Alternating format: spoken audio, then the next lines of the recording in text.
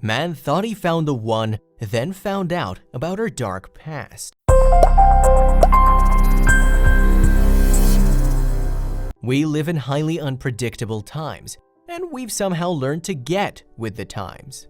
But nothing prepares you for the sudden revelation that the one person you love more than most anything in the world isn't who you thought they were. When Blake Ruff married the love of his life, he could think of nothing else but picket fences and a lovely bunch of kids to light up the home. But after years together, everything imploded. Blake learned in dismay who his wife really was, and his life was never the same again. Can you guess the plot twist? This is the story of Blake and Lori's fairy tale marriage turned nightmare. When Blake first laid eyes on Lori Erica Kennedy back in 2003, he fell in love immediately and knew that his life would never be the same. His life would change all right, but he did not have the first clue of how much it was going to change. The two lovebirds tied the knot after 2 years of courtship after Blake determined that he knew enough to wife the beautiful Lori. Blake didn't know a lot about Lori, particularly her past, but everything would clear up eventually, he thought. He would find out a lot more about his wife, just not directly from her. Blake was so in love with his wife that he was never really bothered about the fact that he didn't know a lot about her past. But Blake's family was a little skeptical of Lori, even though they still welcomed her into the family. They didn't quite swallow Lori's dismissive responses to the questions about her life. Lori would simply say that she'd had a rough upbringing. Lori had just moved to Texas from Arizona when she first met Blake. They met in Bible class and she didn't have any other friends at the time. This was enough information to Blake, but not to his family, who were concerned right from the start. Blake, of course, did not heed any of their vocal concerns. Since Lori didn't have any family, the two lovers married in a private ceremony. Blake didn't even invite his own family. The only witness to the holy matrimony was the preacher, who was happy to join the two lovebirds. Soon after the ceremony, the couple decided that they would get down to breeding at once. Blake's life was somewhat stable. What more could a man want than to have a stable job he loved and a woman he knew would spend the rest of her life with him? Having a family was the next obvious move. As soon as they settled down, they began trying for kids. But the journey was nowhere near easy. Sadly, Lori had multiple miscarriages. But the couple was determined to have their very own kids, and they opted to try in vitro fertilization to improve their chances. Before long, Lori was expecting a baby girl. Blake was over the moon when he got the news. He was, of course, completely unprepared for what was about to happen. When Lori delivered a bouncing baby girl in 2008, it was supposed to be a joyous moment for the couple. Instead, Lori began to push everyone away, including Blake. She'd get all overprotective of her daughter and become quite distant with Blake. He was aware that she was a private person, but she'd now taken it to a whole new level. Something was obviously the matter, but Blake did not have the first clue. Lori, of course, refused to say anything about it. In a dramatic turn of events, Lori began to prod Blake about his own family history. She'd stopped being distant and now wanted to know everything, which was odd for someone who declined to reveal anything about her life for years. Was Lori coming around to the father of her child? Could they be back on track and happily raise the kind of family they dreamed about? Whatever Lori was onto, Blake took it in stride and remained quite hopeful of his family's future. His family members, however, were not so optimistic. When Lori finally banned Blake's family from seeing their granddaughter, the family determined that they'd seen enough of her antics. The two families launched into incessant feuds, placing Blake between a rock and a hard place. According to Lori, no one was giving her enough privacy, and it was beginning to affect her emotionally and mentally. Owing to the pressure, she plunged into deep depression. But the couple knew they had to do something to try and save their marriage. Lori was particularly worried about their marriage, and she agreed to try marriage therapy. In 2010, the couple began marriage counseling, knowing it was the one shot they had left to save their marriage. But in the end, it was all hopeless, and there was nothing they could do. Blake had to swallow the bitter pill that Lori was not really the same person he'd met and fell in love with. The couple filed for divorce the next spring, but the story was far from over, as they still needed to work out how they were going to co-parent their daughter. With Lori's health fast heading south, she sunk deeper into depression. She even stopped eating and her health deteriorated quite fast. Lori had drastically lost weight and became increasingly difficult to communicate with. She would only speak to her pastor. She would frantically fidget with herself during their visits and ramble on and on about the problems of her life. Her behavior had become worrisome as she'd effectively lost everything and was fast becoming unhinged. It seemed incredibly difficult that she would find her way back to happiness. What she needed was at least one person who cared. But then it seemed no one really cared, and she was going to have to pull herself back up and find her way back to happiness. In 2012, on Christmas Eve, Lori had reached the peak of her woes. She drove to Blake Ruff's family home and parked in on the driveway. Blake's father found her in the car next morning with 2 notes. One was addressed to Blake and the other to their daughter. Upon opening both of the letters, he realized they were completely illegible. Blake knew that Lori was having problems, but what had just happened had taken him by surprise. He had no idea she'd been in such a vulnerable state. But he was yet to make the biggest discovery, which would vindicate his family's suspicions right from their early days. Later on, while sorting through Lori's old items, Blake stumbled into an old lunchbox he couldn't remember seeing when they were still together. Inside the lunch lay the whole truth about his wife's past. Blake couldn't believe his eyes as he glared inside the lunchbox.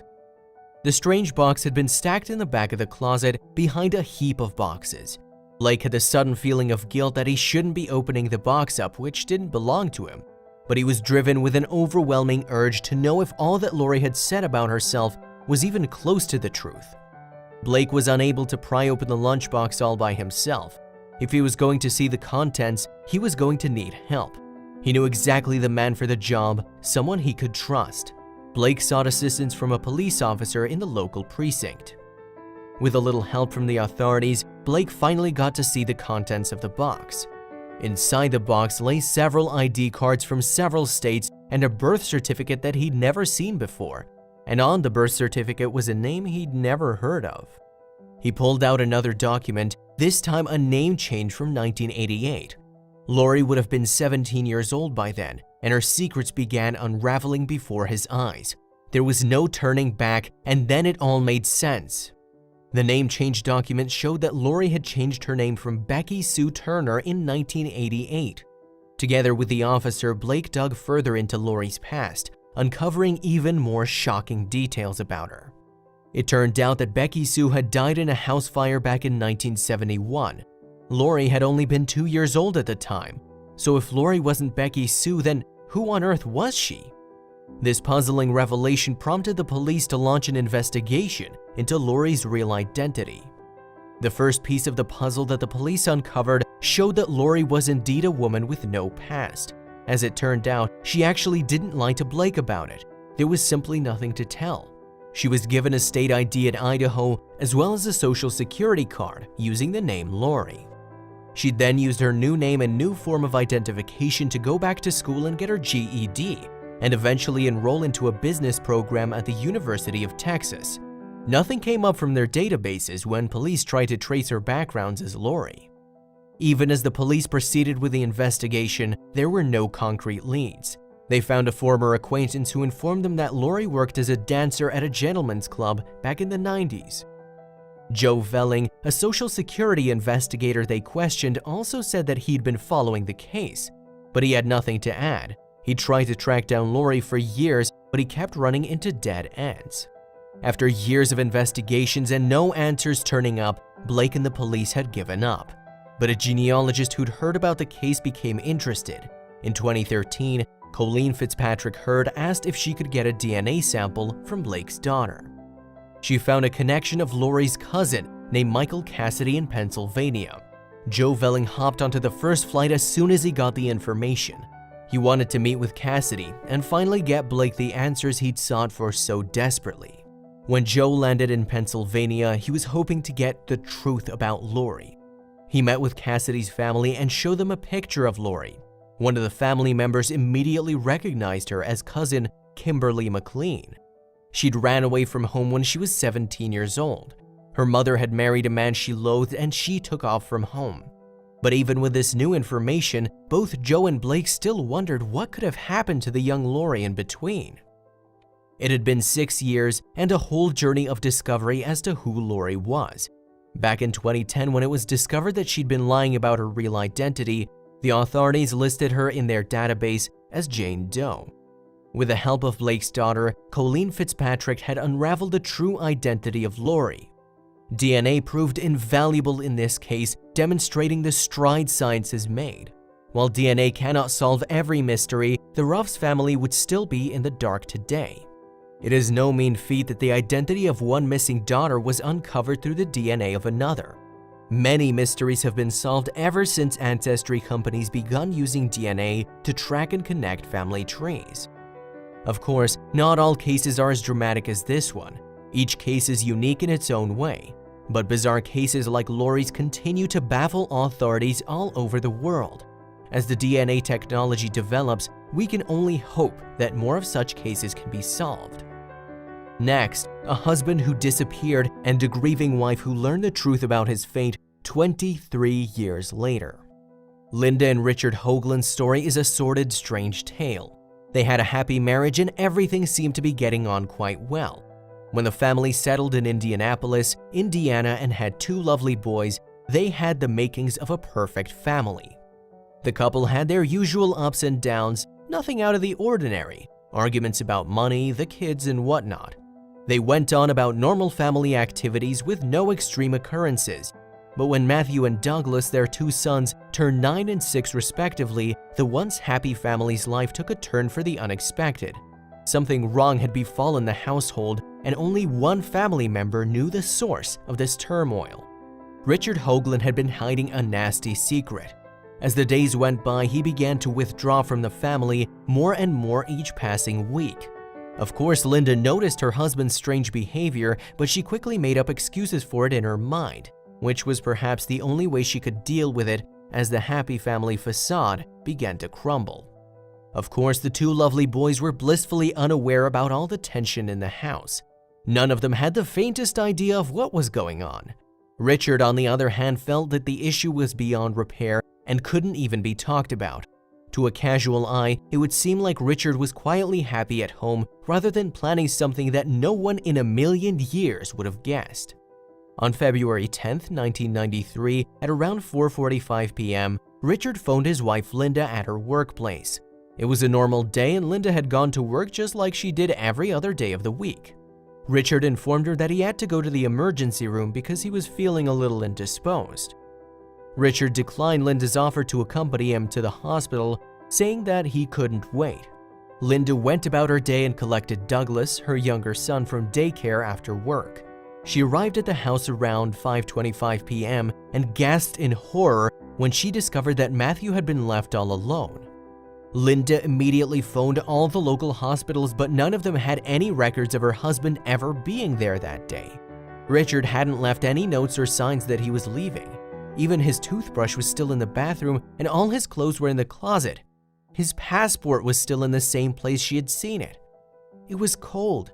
It was in February and he didn't even take a coat, Linda would later recount. Richard had had a previous divorce and even claimed that he was fully in love with Linda as the 2 met. He was a successful businessman and he managed to take his family on many luxurious vacations. It was quite unlikely that he would just up and leave what seemed a successful life. Or would he? One phone call was all it took to completely shatter the family. When Linda picked up the phone, Richard was on the other end of the line. "I can't live this way anymore," he was saying. "I feel you would be better off without me." And then the line went dead as soon as Linda tried to respond. The phone rang a few hours later. It was Richard, this time with an even shorter and more cryptic message. "I don't want to go to jail and I'm never coming back," he said and quickly hung up. In under 24 hours, he had dismantled his family and turned his own life upside down. Richard vanished from the face of the earth that day, February 10, 1993. Richard's car was discovered a few days later. The police searched various airlines and their flight records, but his name was never found on any outbound flights. He called twice more, and when Linda checked the phone records, the calls had originated from Venezuela. Another call had come from Aruba. With the head of the family disappeared, it seems things couldn't get any worse for the once happy family. While Linda tried to cope with the loss of her husband and father of her kids, the police began to look into the mysterious disappearance. In spring of the same year, Matthew, Linda's oldest son, got a surprise gift on his 10th birthday. It was a beautiful card that contained a $50 bill from his father. The youngest son, Douglas, also received a similar gift on his 7th birthday. Both of them would never hear from their father again after this. As it turned out, Richard had been in dire financial straits before he left town. He'd almost maxed out all of their credit cards and at one time even forged Linda's signature to obtain a bank loan. Linda filed for divorce when she learned all this. The judge ordered Richard to pay all the unpaid taxes, various loans and debts, and more than 25 credit cards. When he sent the birthday cards to his 2 boys, Richard wrote, "I love you and miss seeing you. Let your mom help spend this money. You might want to put some away. Maybe sometime soon we will get to see each other. I bet I won't even know you, it has been so long. Mind your mother, bye Dad." Unbeknownst to the boys, those would be their father's last words to them. Matthew Hoagland spoke to ABC News later on. "Initially you think, okay, this won't last long, he'll be back," Matthew said. Linda also said that Richard had devastated the family. "He left us with nothing, absolutely nothing. I was very broken," she said. Linda struggled to keep the family together, especially financially. She was unable to service their mortgage and car loans. The walls were fast closing in. The police also began to question her on her husband's mysterious disappearance. They all but accused her of having a clue on where he'd gone or what happened to him. Linda stuck to her story, which was that she didn't have the first idea on where her husband had gone to. She only informed them that Richard had called, and that was to only inform her that he was never coming back. The police still suspected her and continued to subject her to endless interrogations, but Linda never once changed her story. One of the detectives investigating the case eventually claimed that Linda knew her husband's whereabouts. According to him, it was a carefully planned financial hoax, and the end of the game was for Linda to take the children and join her runaway husband. All this time, Linda had even bigger problems to grapple with, starting with her finances. The financial damages that Richard had left behind were beginning to take a toll on the family. Linda was forced to declare bankruptcy amid failure to even pay her basic bills. It was a horrific moment for her, especially since she had 2 kids to take care of, and the fact that her husband had been the primary breadwinner through most of their marriage. Linda was forced to depend on her parents to survive the tough times that suddenly became the norm of the family. Instead of sticking around and taking on the financial issues he'd created, Richard had opted for the easy way out, to run away. Linda began to notice strange people that seemed to be following her. Sometimes, strange cars parked outside, her mail was opened and resealed, and a number of things in the house seemed as though they'd been moved around. She began to notice a lot of strange things around which only pointed to one possibility: she was being watched. Her dad even found a recording device one day. It had been attached to her phone line, and she was now convinced that Richard had definitely been involved with a bunch of unsavory individuals. This was the only logical reason for him to leave town in a huff. "When you're in that situation, you become very paranoid," Linda would later say. The bank foreclosed on the family's home soon after and also repossessed her vehicle. In October of the same year, together with her family, Linda decided to go into hiding in McCurdsville, Indiana. She'd become desperate to keep both herself and her children out of harm's way, especially since Richard seemed to have been involved in shady dealings. Before she left, Linda ensured all her bills were in her parents' names so that she would not be traced. She also made arrangements for her boys to catch the school bus from a friend's home so that no one could find out where she lived. Linda remained in hiding for more than 6 months, but the fear of the unknown still hadn't gone away. Years later, the family continued to live in fear and paranoia even then. Sadly, the family's troubles didn't end there. Linda was also being watched by the police department. Richard's disappearance seemed to have condemned the family to a constant state of suffering. The lingering question was, how could a man who claimed to love his family subject them to so much anguish? Luckily, Linda's parents became the source of solid support. Linda's mother would later recount in an interview with ABC how painful the situation had been for her daughter's young family. In 2016, the police finally uncovered the truth. Anthony Cardillo, a detective of the Pasco County Sheriff's Department in Florida, called Linda to give her the news. "Do you know who Richard Hoagland is?" he asked. After all those years, Linda couldn't believe what she'd just heard. As the family went through all the anguish, Richard had settled down again in West Palm Beach, Florida. He was happily remarried to a new wife and even had a child. The detective informed Linda that they had Richard in custody as he'd been apprehended for using a dead man's identity. When Richard fled his home, he'd rented a home, and inside the house, he'd found a death certificate that belonged to a man named Terry Szymanski, who died in 1991. He decided to assume the dead man's name and cut himself off from his family. From there, Richard Hoagland, now Terry Szymanski, embarked on a new life. He got a job, a home, and even a new lover whom he went on to marry and start another family with. He seemed to have settled in quite well, and none of his new loved ones had the faintest clue everything was amiss. Richard rented an efficiency apartment that belonged to Edward Szymanski, who was still mourning his son Terry Szymanski's death. Edward's home was in Port St. Lucie, Florida, and because of the proximity of Richard's apartment, he was always there to hear the old man reminiscing about his son. Edward, of course, was blissfully unaware that Richard would take advantage of the information. When Richard Hoagland was finally nabbed, Cynthia Bynack, Terry's sister, would later tell people that his dad was grieving at the time and would often pour his heart out. "My dad was the victim. Even after 23 years, the truth will always come out." It was only until Terry Szymanski's real nephew began doing some research on Ancestry.com that everything began to crumble for Richard. While doing his research, the nephew found a few things that seemed odd and out of place. His long-dead uncle had suddenly been listed as remarrying and even going on to get a pilot's license.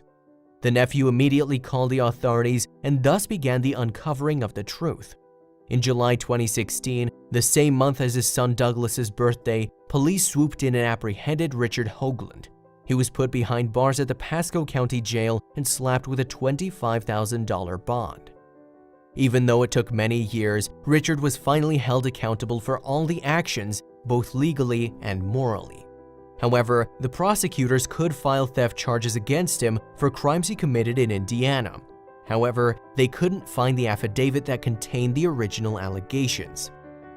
Some of those theft charges included the loan he'd illegally obtained by forging Linda's signature and also the stolen credit cards. The state of Indiana had a statute of limitations on theft that was 5 years or older. However, as much as Richard escaped those theft charges, he was still charged with stealing a dead man's identity. Richard's son, who he'd had when he remarried and was living as Terry Szymanski, is now 19 years old. His two families have never met, not even the brothers, but Linda expressed to the other family, "My heart goes out to them," she said. "We know what they're going through. We do express our sympathy and empathy to them. I'm sorry." Thanks to his atrocious actions, Richard has now successfully torn apart two families, both of which he claimed to love so much. Meanwhile, Linda's attorney is trying to obtain reparation for her to the tune of $2 million in unpaid child support. Richard is more than likely to make a restitution for living as Terry Szymanski. The woman Richard remarried in 1995 was called Mary Hostler Hickman. The newlyweds had settled in Zephyrhills, Florida, where they had a son. He was just a teenager by the time his dad was nabbed and taken into custody. While Richard's wife opted to remain out of the limelight throughout the whole situation, the Tampa Bay Times reported that Mary Hostler on the side had found a briefcase that contained documents about Richard's real identity. She'd also found a deed to a property in Louisiana and a key to a storage unit. Detectives said that the son was shocked. It was still his father, it's his blood, but that the Szymanski name is not his. The emotions they were feeling were between anger and sadness, and the wonder of why, they said. While Richard did try to be a sweet dad by sending a few birthday cards over the years, his family members could never forget the ordeal he put them through. His sons Matthew and Doug are yet to fully come to terms with their father's actions. They seemed irrevocably harmed by his antics. Although Matthew later became the rock of the family, Doug didn't take his dad's sudden and unexplained disappearance so well. He took to drugs and even had to serve multiple prison sentences as a result. In a letter to his father that was obtained by People magazine, Doug indicated that the whole thing had caused him to boil in anger every day, that he would wonder if something was wrong with him. He ultimately took to drugs as he was growing up. While he said that he'd forgiven his father, he still had one question for him. Why, Dad? Matthew Hoagland, Doug's older brother, is now 33 years old. He now has his own family but struggles to figure out how someone could just wake up one day and walk away from them. Matthew admitted that he initially looked forward to his father's return, but that he has come to believe that he was caught up in some kind of bad dealings, and that was why he chose to leave. Matthew now wears his father's ring, which he says reminds him of the bad example he set for the family. He never wants to make the same mistake his father made. Linda's mother, on the other hand, said that she was tickled that Richard was now confined in one place since he previously couldn't stand being one place for any amount of time. Ever since the mystery was finally solved, Richard never speaks anymore. He's never given any explanation as to why he chose to disappear. He hasn't given any responses that would corroborate the claim he'd fled due to financial hard times. Not even why he forged Linda's signature. Terry Szymanski's family was equally hurt by Richard's actions, especially since Richard seemed to know Terry's father. Terry's father had been grieving and had poured out his heart to Richard, man to man, but Richard had turned around and stole his son's death certificate, including his subsequent actions as well. From the look of things, Richard will likely never provide any explanation for his dreadful actions and why he felt that he just had to leave. But one thing is clear, the truth will also prevail and will always seek you out no matter where you go.